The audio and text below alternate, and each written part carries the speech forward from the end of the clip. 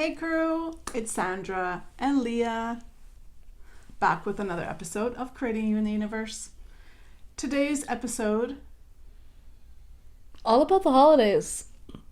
We're talking the Christmas spirit.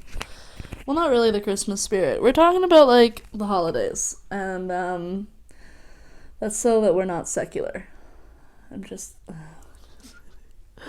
It's going to be a fun episode because we're just like spitballing. Spitfiring. So, holidays. I mean, I wish it wasn't this association, but when I think about the holidays, I actually feel really heavy inside my body. I don't know if that's because of growing up and holidays can be stressful, or just being an adult and the stress that one can associate with the holidays, but we're talking about it. We're going into the holidays today. Yeah. I'll do a quick intention, then I'll touch base on that. My intention is for anyone who's coming across this, past, present, or future, that you have a fun and giddy day like me. Full of warm fuzzies and love, always. Okay, I'm remembering part of the seasons that I got to claim back as joy. And for me, it's Yule. And that's part of the Wheel of the Year. Yuletide, you've probably heard it. And it can be associated with, well, the Wheel of the Year, the witch's calendar. And the Wheel of the Year has 8 points in time. 4 of those points are the seasons, right? Summer, winter, fall, and then spring. And then in between those points, the halfway points between each of those seasons are the other 4 points in this Wheel of the Year. And so I love winter solstice. I love the darkest day of the year. What is the actual darkest day? Is that December 24th? Yeah, in the northern hemisphere, it's often around December 21st, and then it can vary in between the 20th to 22nd, in and around that window of time, depending on the year. But generally, December 21st is when we'll observe Yule. And there's definitely traditional ways to observe Yule, but a lot of it has to do with that fire. That's like the Yule log would be this log that they keep burning from the year before, and then it brings us into the new year. So Yule log, it's part of Yule. It has to do with the fire, the hearth, the home, the idea of light in our lives, that even on the darkest day we still have warmth in our life, and the celebration of the return of the sun. The darkness is done. The darkness has come over us. Lots of people, definitely by now, are feeling the seasonal changes that is winter here in the Northern Hemisphere.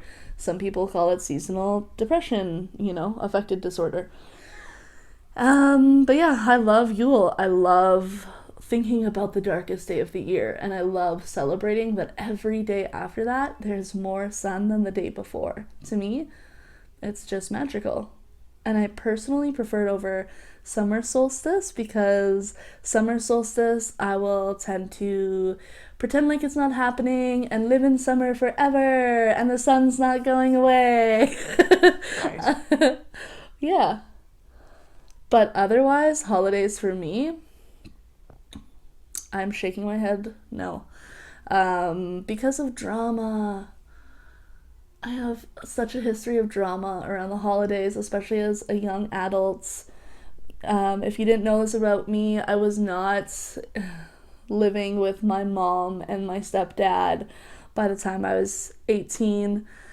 And when I would visit them for the holidays, it would often involve a lot of wounds, a lot of liquor, and I am not proud to say a lot of blacking out on many people's ends.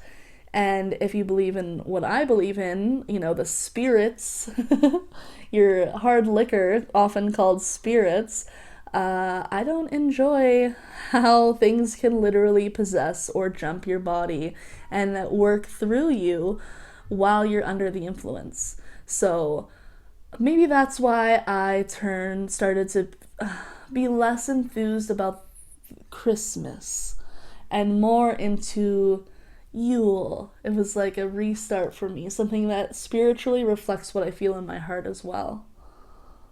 Yeah, how about the holidays for you? What do you gotta say? All right. let's see. So here it's December 1st.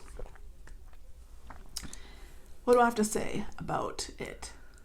Typically, yes, in the past, Christmas, once you turned adulthood, I found it more stressful than anything. Obviously, if there's any kids in the room, I'll give a second. Obviously, playing and stuff, if you can mouth that. Santa. That's like a whole nother. Yeah. And the stress of it. And I remember this one year, my husband, because we do a lot of hand-me-downs, a lot of things we're just getting off Kijiji. And he got stuff throughout the year because November, December, January is our business. Our other business is very slow time of the year. So there's no buying. If you haven't bought it before then, it's not being bought. And he lost like 2 of the things. And then we're searching until like 3 o'clock in the morning, Christmas Eve, trying to remember where he put these things. And finally he was like, you know what, I think it's here. And he had already checked for it twice in that spot. Oh yeah. That's how it works. The fairies, or whatever you want to say they are, all of a sudden shows up. So here we are at 4:30 in the morning, wrapping the presents as fast as we can. Kids are like already like stirring in their beds, because they wake up at like dawn, or not even dawn, like an ungodly hour on that day. If something wakes them, they're awake, you know? But I understand. I remember that feeling. So this year, because of our life reset, I can honestly say it's the first year ever that I'm getting giddy again. As evidenced today, Leah did some videos and you can see my joy, myself coming out. I'm just way happier. The other piece of it was that I won't say what the name of the thing that happened over the last 3 years was, but that event in life, in the earth, really separated me from my bloodline. And I send them love, I send them light. I am in no way disrespecting anyone, but we were already growing apart.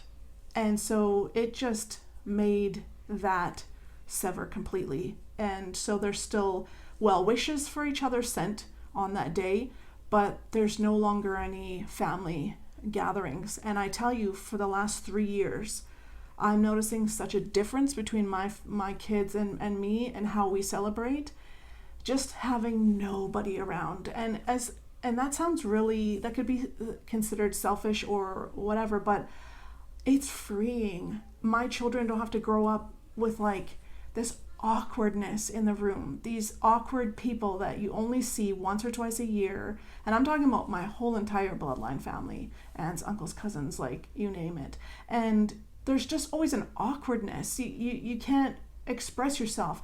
There's always that you can't say things, or don't say that because that person's gonna get triggered and stuff. It's so open, it's so free.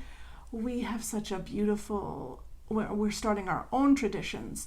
Anything like that is just wonderful. So if maybe you need to reassess who you're inviting over.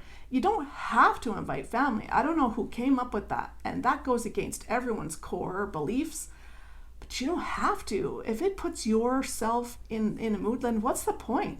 Why would you do it? Because of Christmas, because of New Year's, because of Boxing Day, because of Thanksgiving? Like, if it doesn't feel good to have those people around, make different choices. And yeah, it is painful. It is like, look, I want to be happy during this time, and I want to do what we want to do, and I want to start our own traditions, and I don't want there to be any judgment and things like that. And I mean, people can say what they want, but at the end of the day, I did it.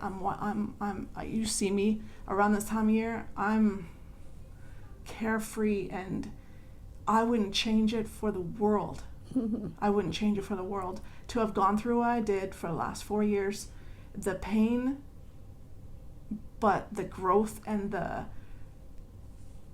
becoming you and just being free and happy, and you get to show up how you want to show up. And don't we all want to be that happy-go-lucky person without the alcohol and without anything that needs to be added to it to be that that person. The other piece of it is that I'm in no way, shape, or form religious at all. I'm very spiritual. Spirituality to me means I follow my own beat of my drum. I'm a cherry picker, if we can use that word. Cherry picker to me means that you kind of pick what resonates and you kind of form your own bouquet. So Christmas is a tradition that is a religious holiday, and I struggled with it for a long time with what I wanted my children to experience because we don't have the same belief systems. And I was like, why are we even celebrating this with this day? Because I don't follow that at all, and that's okay. There's no judgment to it, but I don't feel like I should celebrate something that's not my belief system. It doesn't feel authentic. Yeah, it doesn't feel authentic. So then my husband and I struggled with it, especially with the kids, because when they were going to school, how could you not have them experience that? Because that's what everyone talks about. I mean, the culture. 2 months up to it, it's all Christmas activities in school. Once Halloween's done. Right. It's all learning about this and drawing pictures of Christmas trees in classrooms and this and this and this and this. And taking them out of school, which was still the best by far decision I've ever made in my entire life.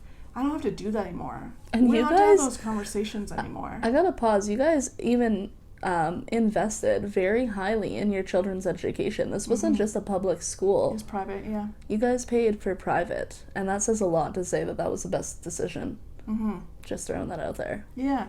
So, just we're free to do whatever we want, and now we're having discussions with our children that we normally wouldn't have had earlier on. The like, for instance, my older girls help out with the red. Jolly Rudolph guy. the red-nosed reindeer. We'll just say that. Help with that chore. I call it a chore because, frankly, as an adult, it is a chore. Christmas for children and Christmas for adults is not the same event, and nobody tells you that in the What Do You Expect When You're Expecting books. Yeah, they also in those books don't tell you that you're doomed to make dinner every day forever. Yes, there's a lot of things in that. I think we're going to make our own What to Expect When You're Expecting book. We should make it you in the universe style. Mm-hmm. But anyways, yeah, so there's a lot of things about that mental load. Yeah, that are different, but we're doing it with grace and ease in our family and going with the flow, and we keep it fun for the young ones. I do believe it establishes that imagination and things like that. I found out when I was 7 that the big guy didn't exist how they say they are, because my mom unfortunately made a mistake of the tags on the gifts, and I didn't understand for the life of me why Santa would give me a bar of old lady soap. And I was mortified, and I couldn't stop crying, because as blessed as I was, we didn't have a lot growing up, and you were stinky. Yeah. It's just like, what is he trying you to smell have a bath, here's some soap. Love. I was mortified. Santa. And my mom's like, I'm sure that was a mistake. Can you bring me the tag? And then she tried to do the swapperoo. But then I realized, wait a sec, as she did the swapperoo, that handwriting looks an awful lot like my mother's too. Like, something's not right. So I was 7. So how did you feel about that after it happened? I was mortified for years. I was very mad. Yeah. Very mad. Yeah, so I didn't want my children to be mad at me because I complied with something that wasn't even our holiday. I lied to them, things like that. So thank goodness that I am how I am with you to my children. Probably even tenfold to my children than I am with you. I probably put on a lot of different faces for you guys than I do with my children, in a sense of I'm not afraid of anybody judging me or saying what I need to say when it comes to my children. I am point blank, as I'm slowly starting to release out here. And out here on the podcast, on the show. Yeah, out here in the metaverse or whatever universe that you're seeing this from, there's a lot of it starting to come out, because I'm not afraid. I realize that everything I say offends somebody to some form, but my intention is to not offend anybody. But that's a physical impossibility on this planet Earth, where we are in our human experience right now in 2023. So, to all of you, I'm going to do another show after this with a rebuttal to our lovely Our comment section. comment fans that I just discovered That left us this some week. good gifts on the internet. Oh, some good ones. I didn't think we were that famous yet to get that kind of hate. We're getting some hate. But, and why are they watching a You in the Universe show? I don't know. But anyways, for the next they needed episode. it. God's like, hello, look at this. And they're like, what? Yeah. I don't like you. I wouldn't even mind if it was, I don't like you, you know? But that's okay. It's all good. We love you anyway. And we send you light and love. So, you are going to find us more frothy, as someone would say, or what would one say? Nicely and politely. Rabid. I'm just kidding. I'm frothing at the mouth. We're creating this show. We created this show because basically the world is running with baby children running around, it feels like, and there's no adults. And so I got my belt out because time for the parents to step up and take some control back. That's why creating You in the Universe. That's why I started creating You in the Universe. I don't know about you. All fun aside, it is a harsher way. But it's intentions, and it's because we want our message to get out that you create your universe. Everything. Every single day you're creating your own. Actively or passively. Yeah. It's happening. Yeah, one way or another. And we know what we know in life because we know it in our world. You are just an actor in my play. You're an actor in my play. I'm an actor in her play. And so in my world, I'm the star of the show. In your world, you're the star of the show. And we are all given little baby parts, and sometimes we have baby actors who like to say bad things on our posts, but that's okay. So, a roundabout way is that, like, what I could see this going towards is when you sit down at dinner and you're having these possible uncomfortable conversations with people, just recognize they are characters in your play and they are a reflection of you. So if you are feeling that these conversations are surface level, I invite you to be more vulnerable as an adult and talk to your family like you would your best friend. It might seem out of character, it might feel a little uncomfortable, because often vulnerability can feel uncomfortable sometimes to some people. But that's how we change the world. She's still getting over her thing. I was doing my edits and she's like, I'm getting over a thing. That's how I know. And so, I think through being a leader, that's how you be the change you want to see in the world. So if you're tired of the mundane, same old, uncomfortable family visits, ball's in your court to change those, and it's got to start somewhere. And if someone else in the family isn't already doing that, maybe it's you that came in your family line to bring the change and be the change that you desire seeing in the world. You know, you can be a victim and be like, oh, I'm going to these events, wah, this sucks. Or you can change your attitude, bring the power back in your hands, and see if you can welcome some change and some new traditions to your family events that involve deeper conversations. You know, how often are you going to see these people? Maybe they'll not be around the next holiday season.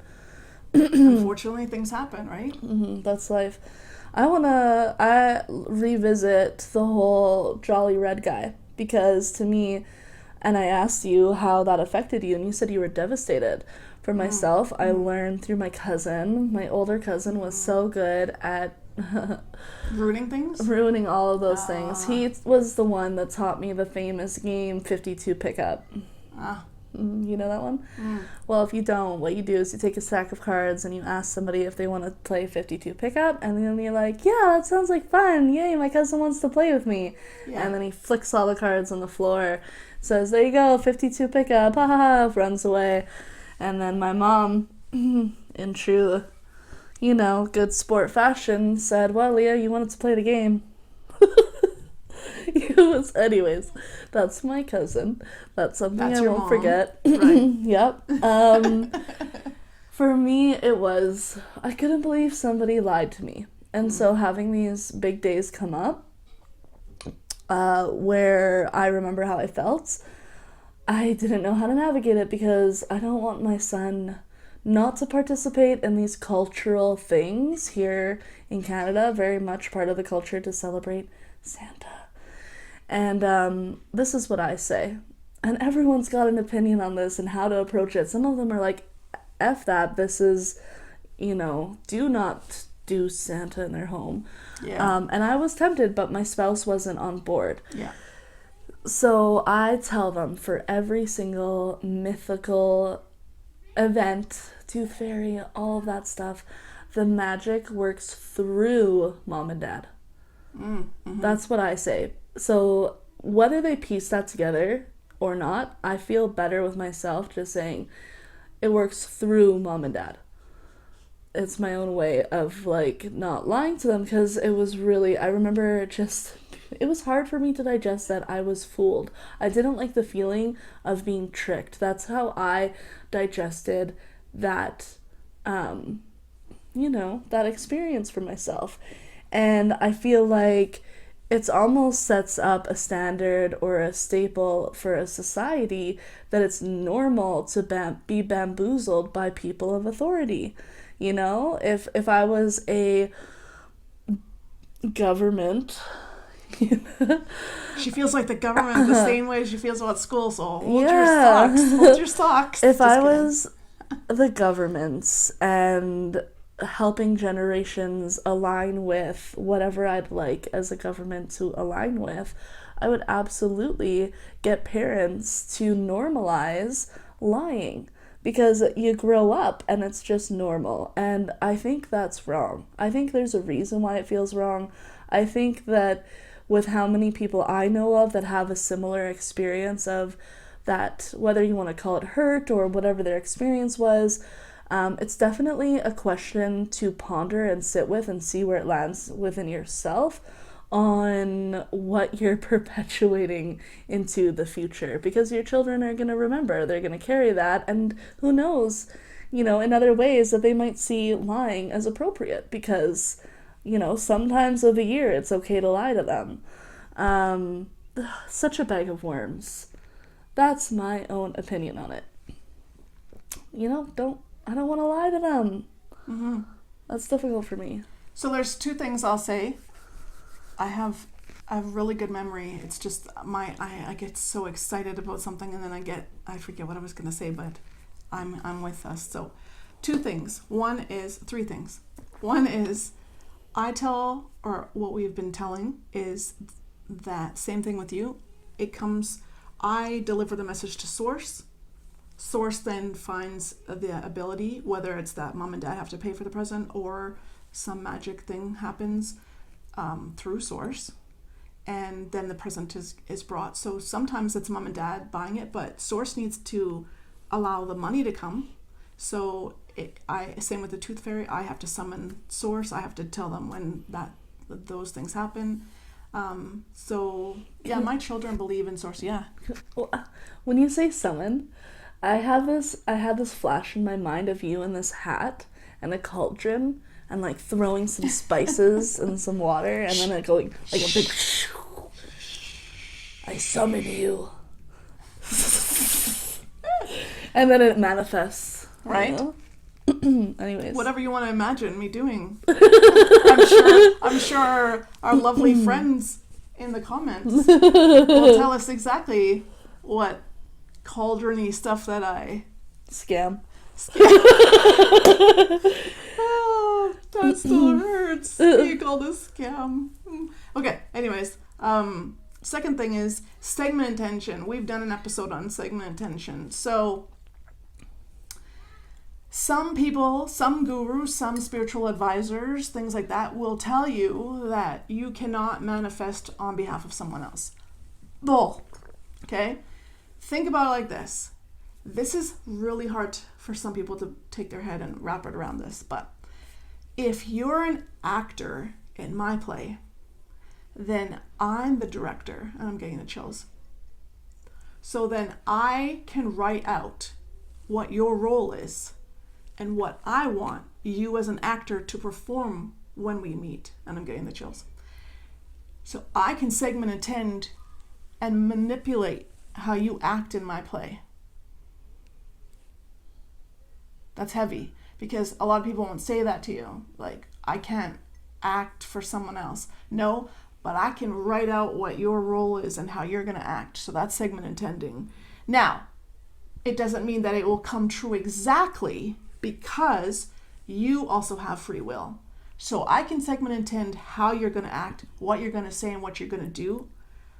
I can't guarantee that it'll happen exactly like that, due to the fact that you do still have free will. If that all makes sense. I know it makes sense in my head, and I know I've experienced it on multiple levels in my life. So segment intend your family. Segment intend the conversations that you have at Christmas, the gifts that they even give you, the conversation. Segment intend it all. And if you don't remember what segment intend means, you're writing it out. You're saying it out. Yeah, you're imagining how it's going to work out. Prior to it happening. Yeah.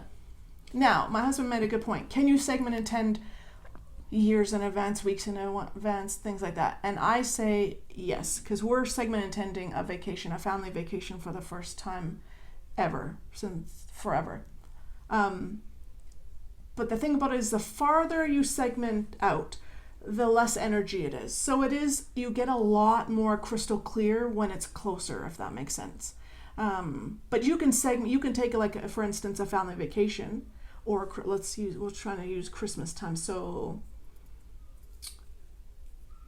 a vacation's easier, because there's things that you have to do to get ready for a vacation that you wouldn't normally have to do for like a holiday, because you could go shopping the night before and get everything you needed, realistically. But for a vacation, maybe you have to get your passports, maybe you have to do this and this and this, which takes time out. So you can segment intend, always bring it down to the lowest common denominator, which is my favorite thing to say, and you segment intend those little events leading up to the bigger event. So take that, insert Christmas, and figure that out. So if it's, for me, if I'm segment intending Christmas dinner, it would be where I'm driving. It's a beautiful, road conditions are beautiful, because where we live, we're in Canada, there's lots of snow. Anyways, if I were to segment intend, driving conditions are clear, gas is all filled up, children have bathed and cleaned themselves, that's part of me and my things that I get ready for our family, all these things going smoothly. If I were to further segment intend, it's that we arrive, and there's joy in the air, there's ease, there's all the descriptive words that you want to feel around your family. Grace. Happiness. Those are just a couple examples of how you could segment intend. Whatever your goals are, whatever you'd like to see, this is your play to direct. Make it what you like. So just a note that if you're not directing your play, you're on autopilot, and that means somebody in your group NPC. Yeah, you're co-creating. Yeah. And so when you bring up manifesting through other people, well, I do that through my husband constantly. Or my neighbor, or my mother-in-law, like, things that I desire are co-created through my peers, through my family, through my friends.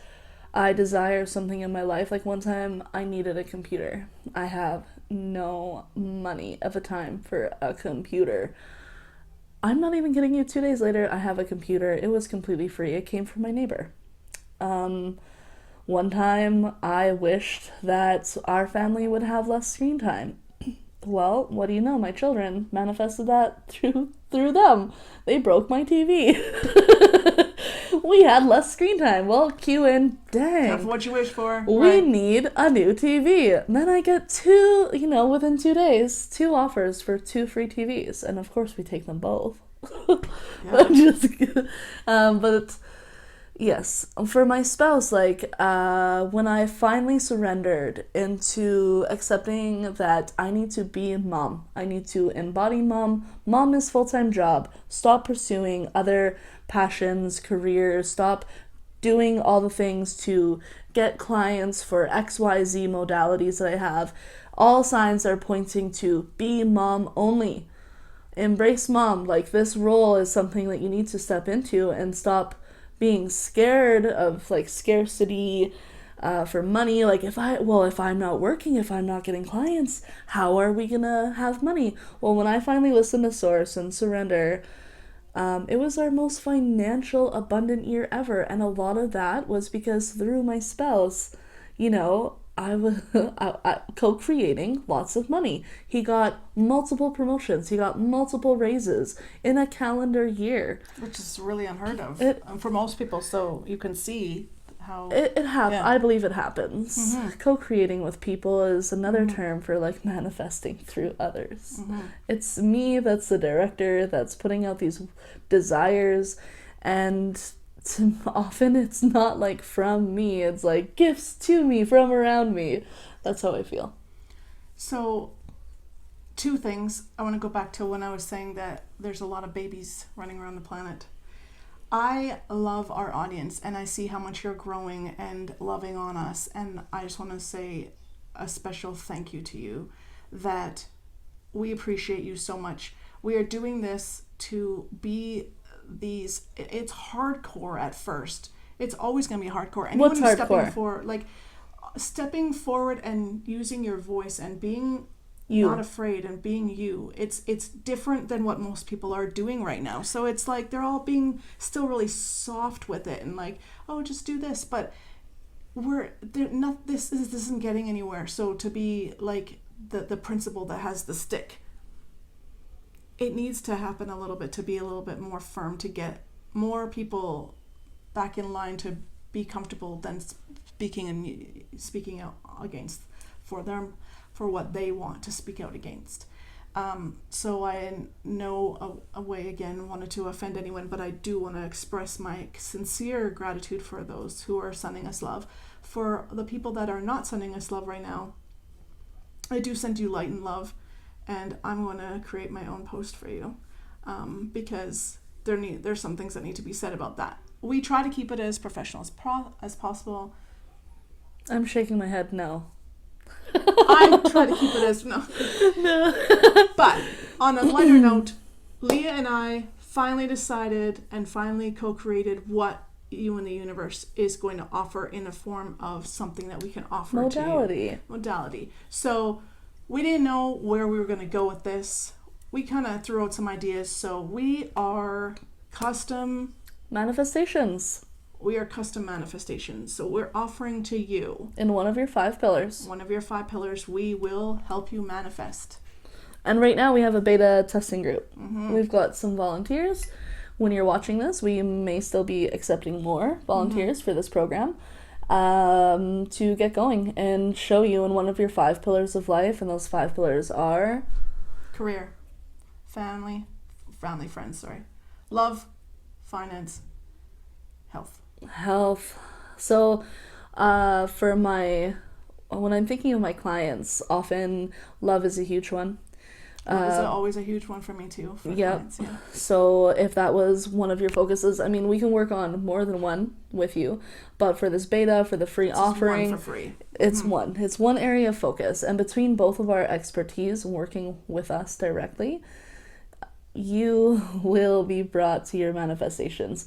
And so as I say that, there is a vetting process. Like with many programs that you may sign up to, you do a phone call and we see if it's a right fit for you. Because somebody who's just not into doing the work or has a mindset that's not going to work for our tools, we will not be able in good conscience to take your money, take your business, if you were paying, and say we can deliver that, because we know based off of that energetic exchange on the phone and that first setup, that first interview, the back and forth conversations before starting the program, if this is a good fit in your life. Mm-hmm. But if it is, I mean, will get you the there. sky's the limit. Whatever you're looking to bring into your life.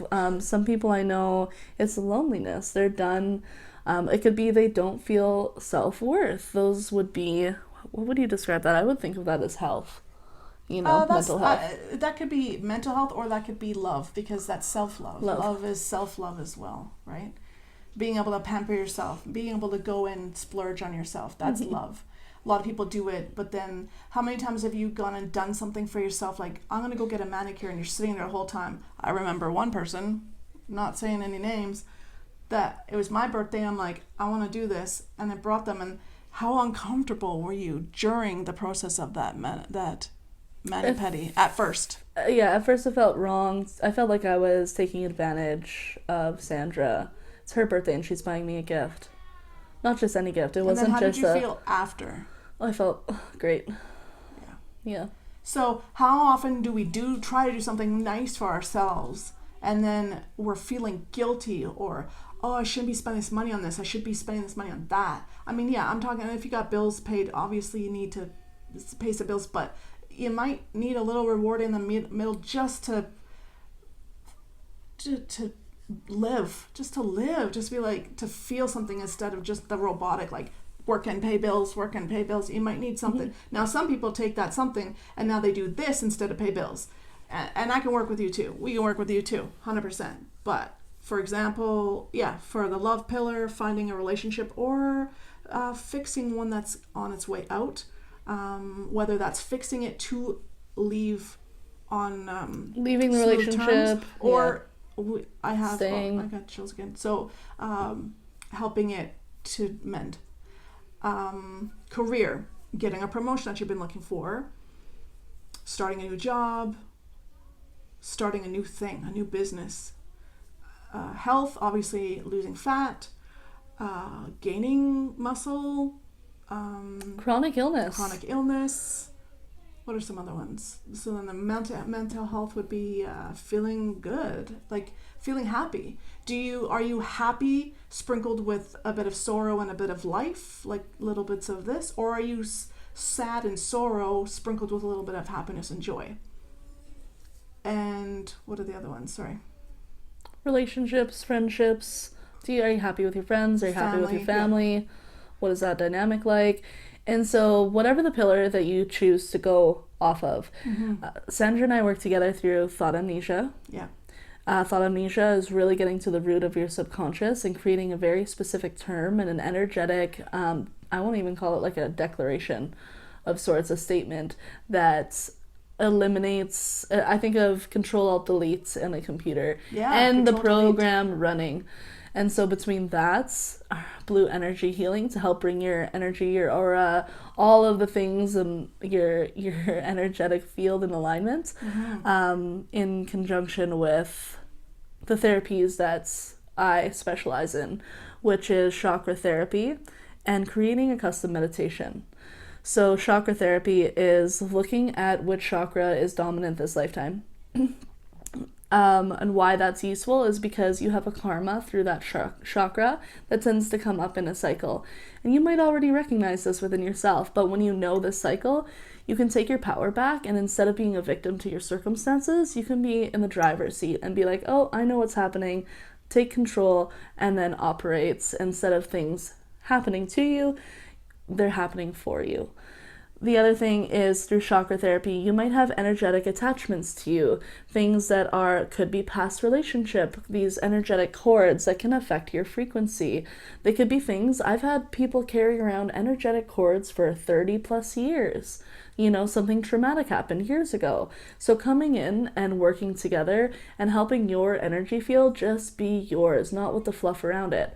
Or maybe you have stuff from a past life. So not with every client, but often with the clients that I see through chakra therapy, past lives do come through. And it's not just for fascination, like, oh, that's so cool that I know about a past life. And there's often a karma that you're playing out in this lifetime. And when I share the past lives that come up, and I get the goosebumps as talking about that, is people feel a peace or an explanation that they couldn't quite put their finger on before. And when they hear that, it resonates in their body as truth. And we know based off how it's a feeling. An emotion is evoked in your body that settles either as truth or not, and that is always the same within you. And so it resonates with people when they learn about karmas that are playing out this lifetime that started in a past life. So between both of us doing the energy work, between having these statements and then integrating it into a custom meditation that you can listen as often as you want, you're helping yourself step into a state of being that is in alignment for your desires to ultimately bring into form the manifestations that you desire. And there is no limit. And if you feel or you wondered, is this going to work for whatever issue? That's when these intro calls, these setups before we get in, these complimentary one-on-ones that we do before taking on the clients, before we take on the commitment of let's get you where you desire going. Yeah, I've had people ask me, oh, how can you manifest this or how can you manifest that? There's nothing that we can't manifest. I promise you that. One of our previous episodes that is probably just launching now is about energy in, energy out. What you put in is what you get out. If you want, the sky's the limit. A brand new vehicle sitting in your driveway, we can get you that. But you got to put in the work. We as in together, not us. Oh, you're in the driver's seat. I can do that too. I can get a new van if I want one. Yeah. But yeah, meaning we can help you get you there so that you manifest that vehicle, brand new, spanking brand new, if that's what your desire is. But you have to put in the work, and it is being vulnerable and open to it, and it's doing what we tell you to do when we tell you to do it, and we can get you there. If you trust us and you want to give it a try, definitely reach out. There may still be space to give our beta testing a go, or you might, if you're witnessing this 5 years down the road and listening to some old archives, it's not free anymore. Yeah. I think that's for the holidays. If I were to have any closing points, be authentic, be the change you want to see in the world. Do what feels right for your family. So if that's continuing the traditions or starting your own, whatever feels right for you is in alignment. Listen to that, and there's only good things waiting for you. If I was rounding it out, I'd say remember to segment intend always. You're the director, you're in charge, and if you're not, someone else is, and you're in someone else's play instead of being the director of your own. So take back your control. Be free, have so much fun, and I'm sure we're going to talk about not necessarily, because by the time this airs, it's probably going to be Christmas next week. The magic of television. So, wishing you, if we don't hear from you before then, or you don't hear from us, a happy holidays, Merry Christmas, and we'll see you around New Year's. Be blessed. Be blessed. Be you. Find you. Be you. And check out our services.